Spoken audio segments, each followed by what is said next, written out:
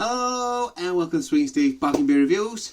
And what have we got today? That's like we're miles away, don't I? What have we got over here? What have we got this time? Well, so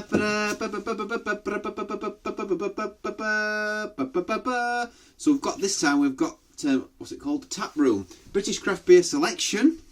Dovestone IPA, Indian Pale Ale, brewed in the Pennines. Never heard of this before, so Taproom must be the name of the brewery.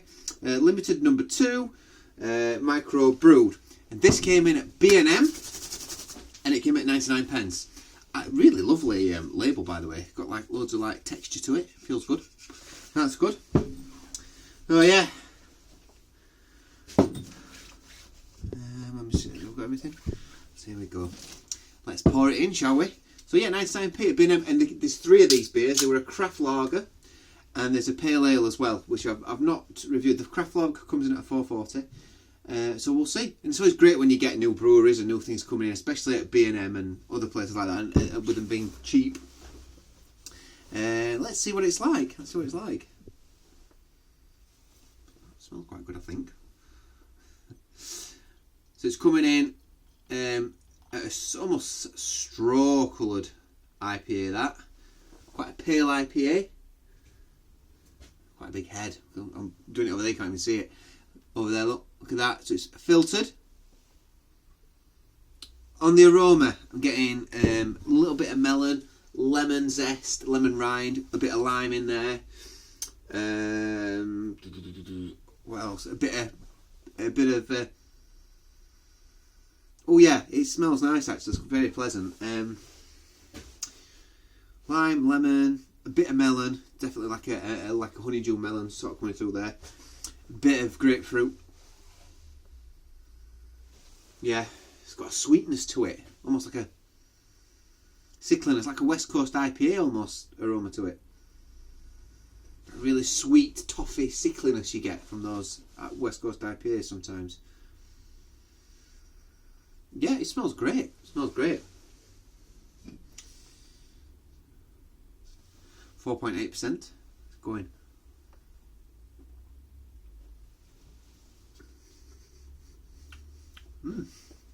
Oh, that's nice. Oh. The malt's in there, orange. Get a little bit of orange on that. A little bit of lemon.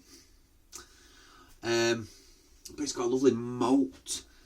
It's almost traditionally British, this. It's got a quintessentially Britishness to it, but there's definitely an influence of an American hop in there as well. It wouldn't surprise me if there's a bit of like Goldings or something in this. But then, what we've also got, let's see, yeah, there's a tin can. I don't think there is. Nice head.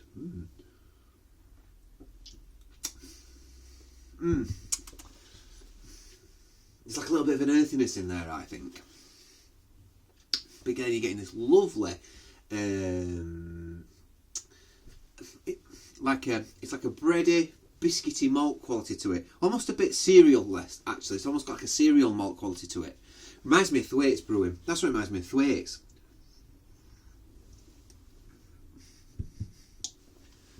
Maybe it's the yeast they're using in the beer or something. It's got a lovely bready backbone to it. But up front, you've still got like these little zesty hops. It's quite sweet as well, actually. It's got a little bit of a dry finish. It's very well balanced beer. It's really nice. 99p, that's bob on. I actually really like that. It's got a lovely sweetness on the tongue. Almost a slightly confectionery sort of sweetness to it. Almost like yes, like a tutti frutti sort of. I don't know. Like I've just been eating something sweet, some dried sweet, like almost like dried, like cranberry dried fruits or something like that. Maybe not cranberry. I don't know. Or maybe something like you get these like sweets for kids now that are not actually sweets. They're just like these rolls. They're called fruity rolls. Erica likes them, and they're like basically compressed dried fruit that almost becomes like a resin, basically. They're either little shapes or they come as little rolls, and it's like compressed dried fruit. That's what it tastes a bit like. The sweetness of it. It's a nice beer. It's really nice, but you're getting an oranginess. Getting like a little zesty lemon and lime on the tongue, which is really nice. Like I said this before, when you have a Corona, bottle of Corona, and you put the lime in the top, because obviously Corona tastes of nothing, you have to put lime in it to give it some flavour. But that zesty lime on your tongue gives it a bit of it gives it some quality, doesn't it? And it's almost like that's gone into this beer. But this beer's got quality, it's not like Corona. Let's see what it says, let's read it. It says, Dovestone Pale Ale. A mash tun, kettle and fermenter is how hoppy IPA made its journey into your hands. Trading bitterness for fruity grapefruit flavours and getting smoothness thrown in as part of the deal. Sit back, relax and enjoy this carefully crafted gem. Hop profile Cascade, Amarillo and Jester. Don't know if I'm familiar with Jester hops, if I'm honest with you. I'm sure I've had them at some point. I would have put my money on there's a Cascade in there, because that's where the lemoniness comes from, that sort of like lemon rindy zestiness. Amarillo, maybe. Yeah, it hasn't got like some of the other, like, it hasn't got like peaches in this for me. It hasn't got like big mango notes or pineapple things, which you might get from like a Galaxy Hop or Citra or Mosaic or that sort of thing. But that being said, it's lovely. I like this. That's lovely. It's really nice.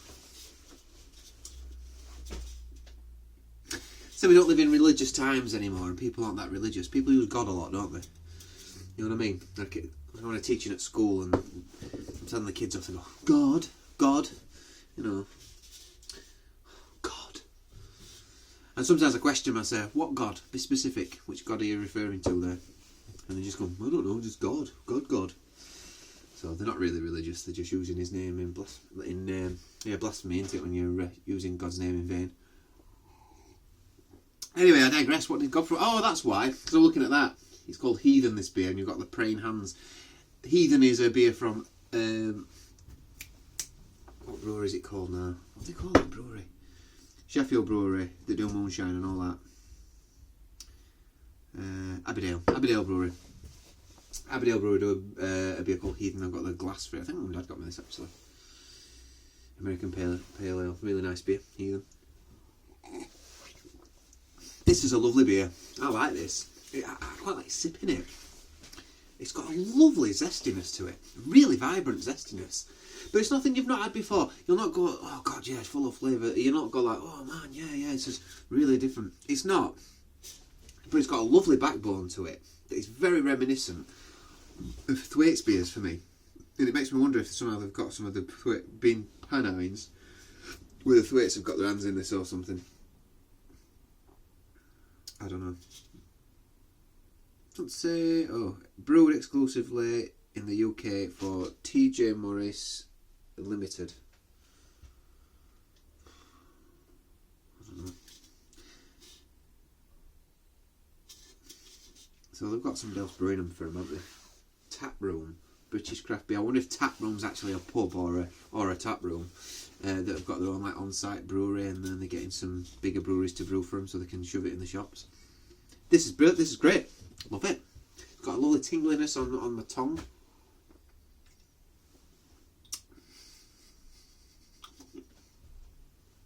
I'd have another one of these.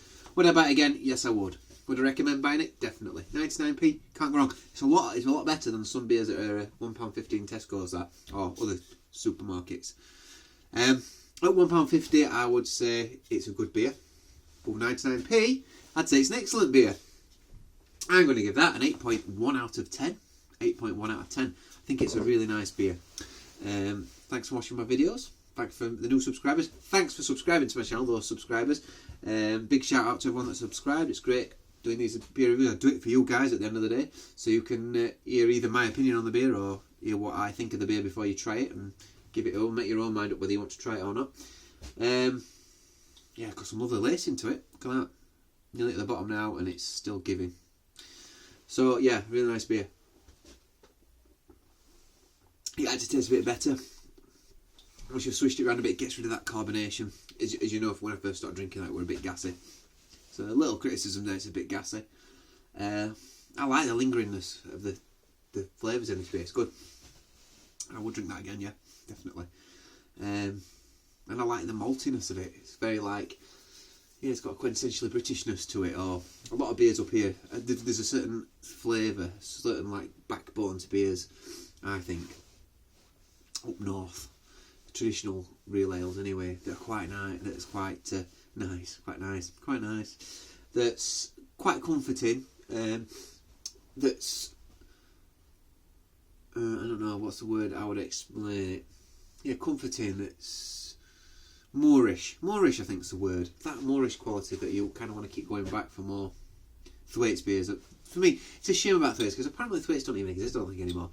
And I know they sold 2 beers to Marsden's, but apparently Marsden's own the whole shebang now. And it's just sad. It just is. It's just another beer that's going to be owned by Marsden's, and it's just never going. The quality is just not going to be the same again. It's just not. Yeah. But there is new beer as other breweries die. Some open up, and I don't mind the new breweries. But what you get with breweries like Theakston's is that quality, that history, that that like, I don't know, tradition. It's steeped in tradition, you know, those traditional beers that only Thwaites can do properly. That is not going to happen anymore. Same way a lot of breweries. Jennings, not going to happen anymore. Even Marsden's. I mean, Marsden's used to brew brilliant beer, and that don't seem to happen anymore. Yeah, that's what's sad. But anyway, I waffle, I digress. There we go. I'm giving it an 8.1 out of 10. Pick this up at 99p if you see it in your local B&M. And yeah. I've been to. Oh no, it wasn't B&M at all. It was Home Bargains. Home Bargains. Sorry, do apologise. I bet you're glad you've watched. Well, waited till the end to watch that now, because otherwise you were going to the wrong shop. It's Home Bargains. Cheers, everybody. Thanks for watching. I'll see you on the next review. Bye.